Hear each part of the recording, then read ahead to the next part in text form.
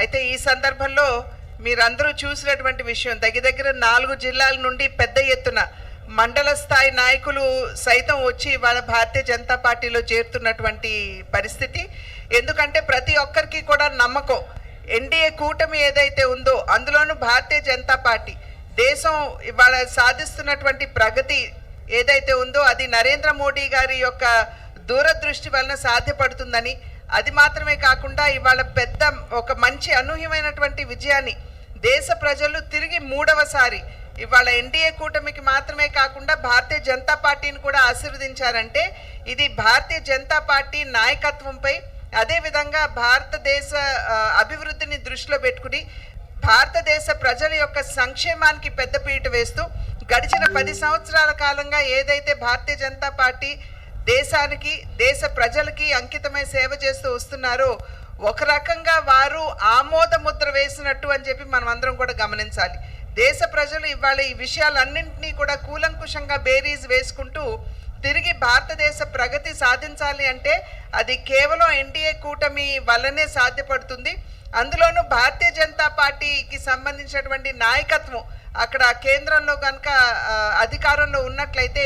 ఇది సాధ్యపడుతుంది అనేటువంటి ఆలోచనతోటి భారతదేశ ప్రజలందరూ కూడా అనూహ్యంగా ఆశీర్వదించారు. నేను ఇందాక చెప్పినట్లుగా ఇంత పెద్ద ఎత్తున మళ్ళీ 3వసారి ఆశీర్వదించారు అని అంటే అది గత 10 సంవత్సరాల కాలంగా నరేంద్ర మోడీ గారి నాయకత్వంలో ఎన్డీఏ ప్రభుత్వం ప్రవేశపెట్టినటువంటి పథకాలకి ప్రజా సంక్షేమానికి ప్రజలు ఆమోదముద్ర వేసినట్లే. కనుక ఈ రాబోయే 5 సంవత్సరాల కాలం కూడా మధ్యతరగతి ప్రజలు ఎవరైతే ఉన్నారో వారికి, పేద ప్రజలకి అందరికీ కూడా న్యాయం చేసే దిశగా సబ్కే సాత్ సబ్కా వికాస్ అనేటువంటి నినాదంతో ఏదైతే భారతీయ జనతా పార్టీ ముందుకు వెళ్తుందో ఆ నినాదాన్ని, అది కేవలం నినాదం మాత్రం కాదు, అది భారతీయ జనతా పార్టీకి సంబంధించినంత వరకు అది విశ్వాసం, నమ్మకం కూడా. కనుక ఆ విశ్వాసాన్ని కార్యాచరణలో పెడుతూ రాబోయే 5 సంవత్సరాల కాలంలో కూడా ఇదే విధంగా దేశానికి, దేశ ప్రజలకి భారతీయ జనతా పార్టీ నాయకత్వంలోని ఎన్డీఏ కూటమి ప్రభుత్వం సేవ చేస్తుంది అని చెప్పి తెలియజేస్తున్నాను. అదేవిధంగా రాష్ట్రంలో సైతం ఇవాళ గడిచిన 5 సంవత్సరాల కాలంలో ఏదైతే ప్రజలు చాలా ఇబ్బందులు పడ్డారు వాటన్నిటికి కూడా ఒక పరిష్కార మార్గం ఏదైనా ఉన్నది అంటే తిరిగి ఇక్కడ ఎన్డీఏ కూటమిని అధికారంలోకి తీసుకురావడం అని చెప్పి ప్రజలు ఆకాంక్షిస్తూ ఆలోచించి వారు ఇవాళ ఇక్కడ అనూహ్యమైనటువంటి విజయాన్ని ఆంధ్ర రాష్ట్రంలో కూడా అందించారు. అయితే ఈ విజయం ఏదైతే ఉందో ఇది ఈ విజయంతో పాటు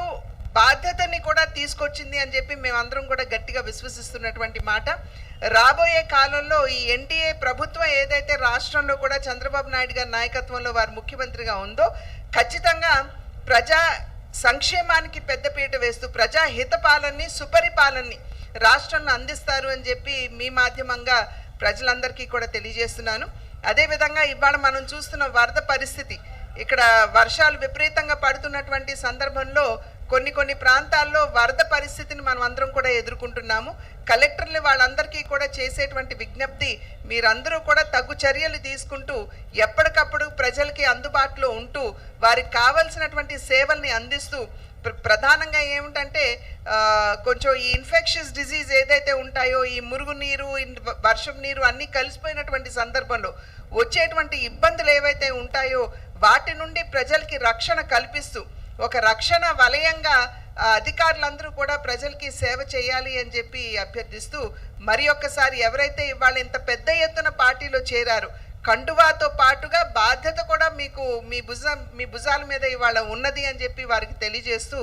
రాబోయే కాలంలో భారతీయ జనతా పార్టీని పటిష్టపరచడానికి మీ వంతు కృషి మీరు చేస్తారు అని చెప్పి తెలియజేస్తూ మరి ఒక్కసారి ప్రతి ఒక్క